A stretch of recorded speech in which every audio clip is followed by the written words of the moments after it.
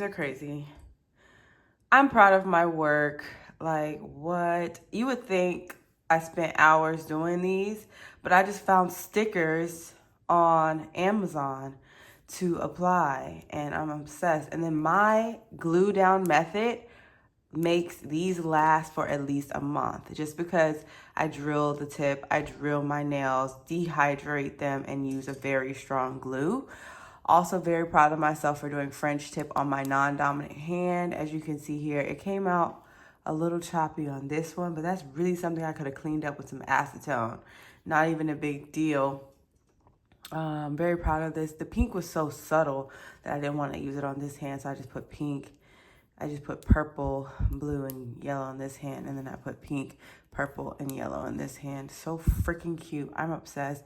And I didn't want to do the typical nail girl design thing. I wanted it to be different, so I did like the 2 fingers here and then the 2 here. I thought it's so freaking cute. Like, come on. I cannot stop looking at them. Like, I really feel like I just left the salon when it was just my house, and this cost like $40 versus if I would have went to the salon and got Gel X, which this is, and all of this design for like $100. So comment what you think.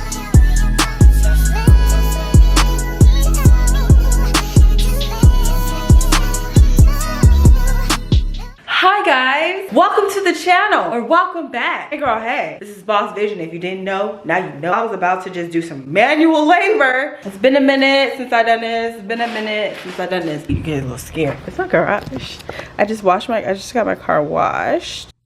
Okay, right after I got my car washed, my tire pressure light came on, and eventually I had to get a new tire. So I'm just curious, was it that I had an old tire? I mean, granted, it's a 2019 car, and but it was Baby Bell, and they just do it like, I don't know, it's called Auto Bell, and they kind of just do like a little half-ass job. Like, look, they didn't even, I should have checked here. Like, they didn't even vacuum right here. That's crazy.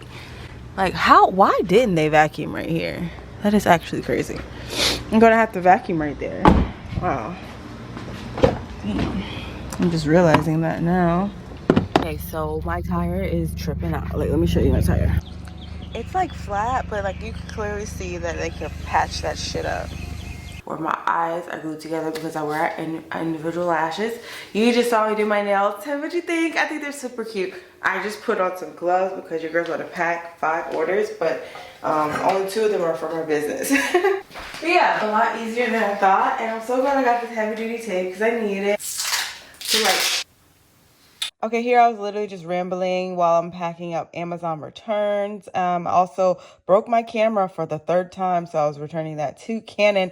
Shout out to Canon. You can count your days. I'm switching to Sony. Yeah, I'm definitely switching to Sony. I cannot wait. And also, I packed 2 of my business orders. If you all ever want to support my business, feel free to go to sensevision.com and support. Use the code YouTube for money off. My candles smell amazing. My fragrance room sprays are fantastic. And if you ever need help with your own recipes, go to candlemakingsurvivalguide.com. It's back up and running, and definitely check out any ebook that you would need to get your business on track. Okay, after the last clip, I got into my car to a 2 PSI, and I was panicked because I had a flat tire essentially, and I'm driving and I see a UPS truck, and I'm like, wow, I have 3 UPS packages.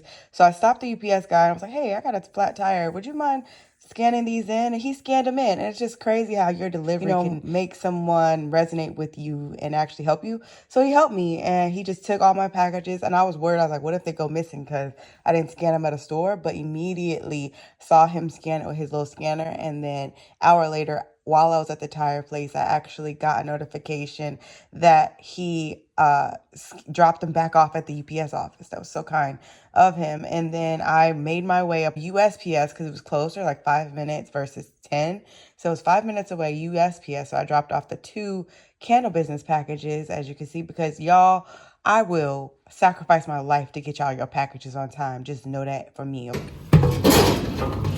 When I tell you everything just worked out perfectly today, I guess this would be appropriate timing to start bringing up really what I've been going through as it relates to crystals. That's what you can see on the title of this video. So I'm just gonna break that down. overall on my channel, what you guys have seen is me start my business, really start learning how to teach people how to start their own business. And then from there, panic because I wasn't making a lot of sales. So I started making crystal candles. And from there, you all saw my full journey of being a very successful crystal candle maker and selling my candles in 3 different malls and getting repeat customers. It was just a high. From there, I quit my job, and this is just a high level overview. If you want to see my full story, you can go watch Why I Throw Away My Crystals videos. It'll be linked in the description of this one. But outside of that, my main focus was on reflection and internal review. When you quit your job, you do go through a certain level of like introspection and evaluation. And what I learned over time was that I actually struggled with crystals. Like I couldn't be at peace with crystals for some reason. Like it kind of felt like I was a sink and it was like dirty dishes in the sink. And it's like, ugh, it just gotta clean out the sink. You know, that was my thought. So I gave up crystals and then my business crashed. I literally almost got evicted.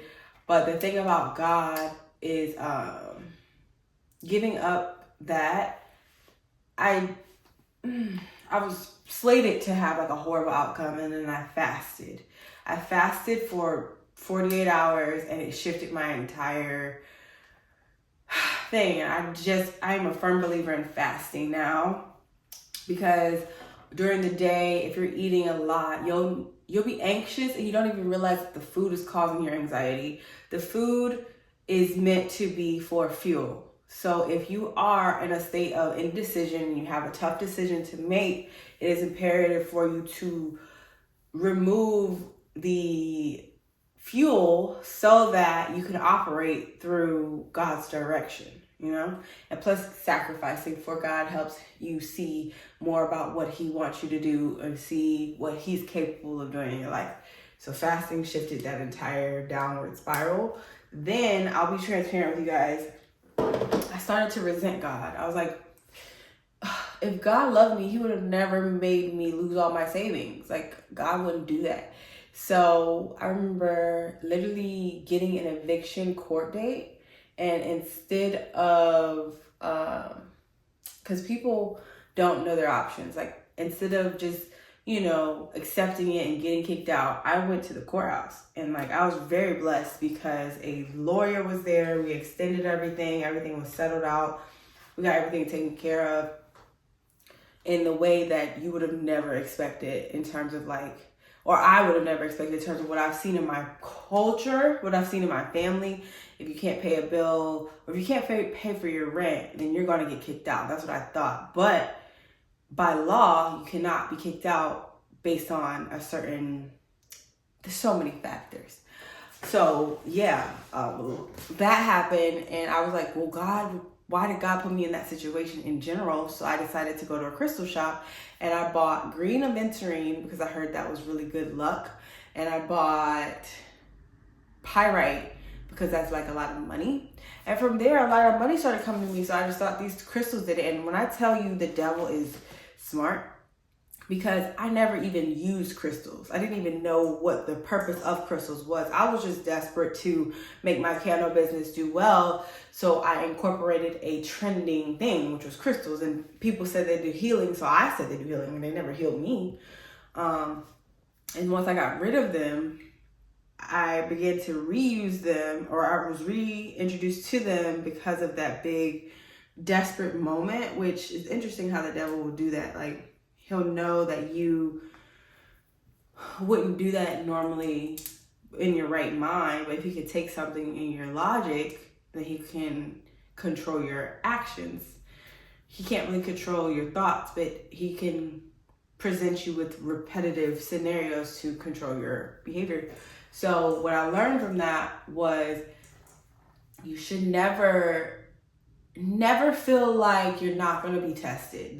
You're always going to be tested. That's why your habits have to be in line with your focus on God, because you're always going to be tested. And in terms of that, I thought those crystals helped me get money, but the crystals did not help me get money. Fasting and praying to God helped me shift my environment. Crystals are a physical product.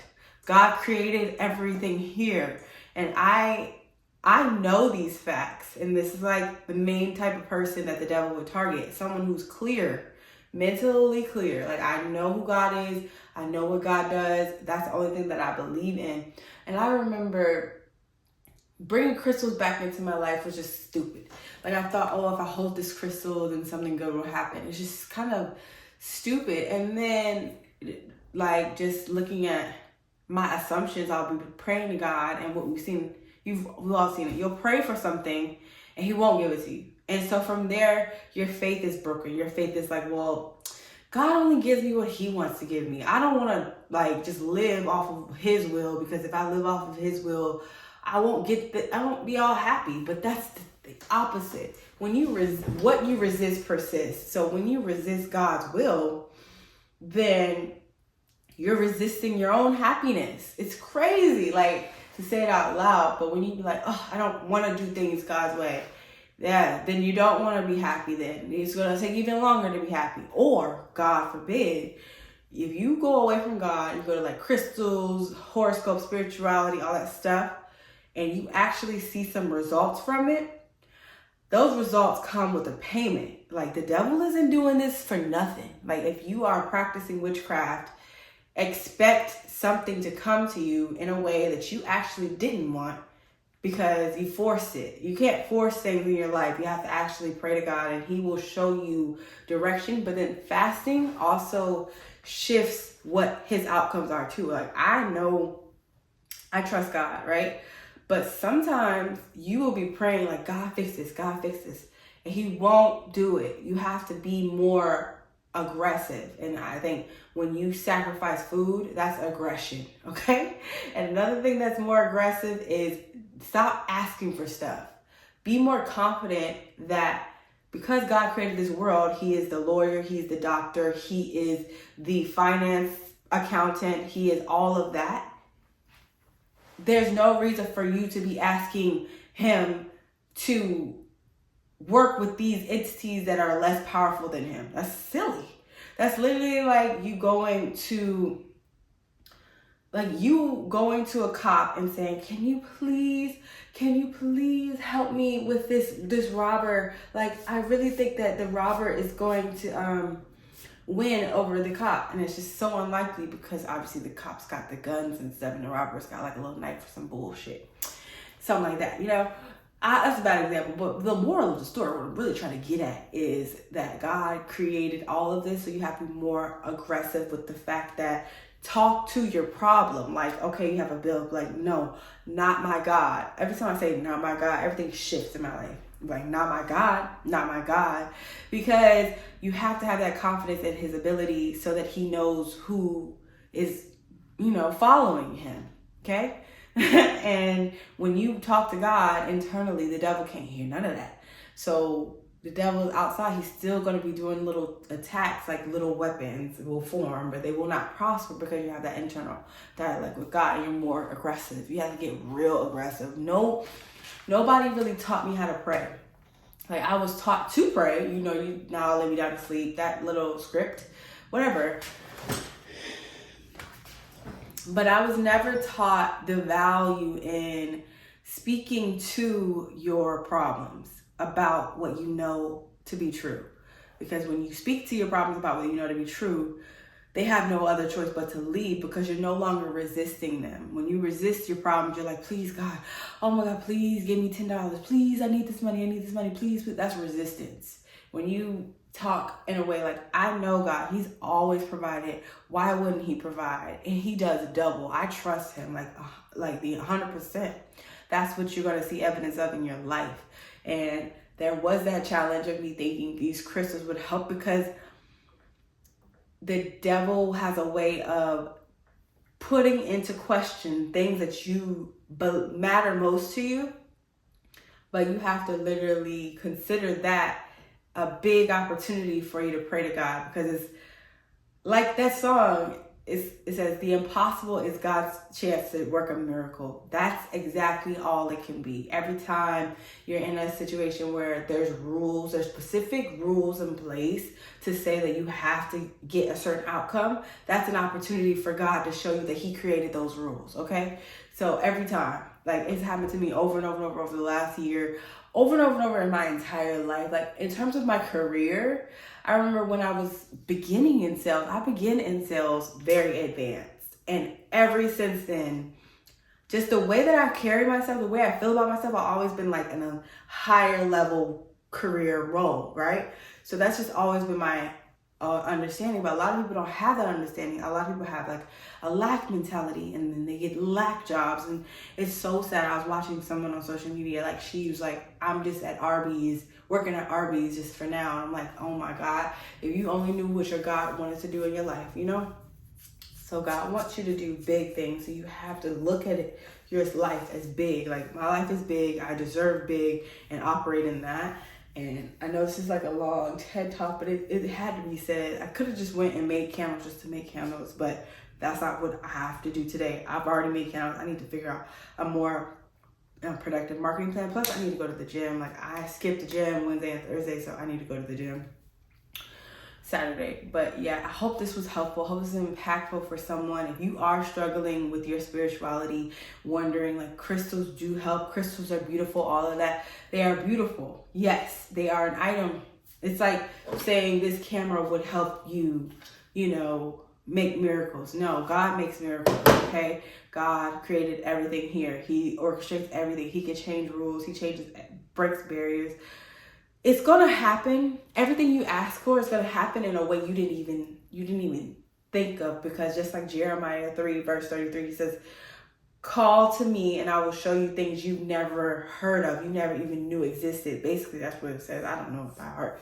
But everything you know is limited to your own experiences and to your own understanding.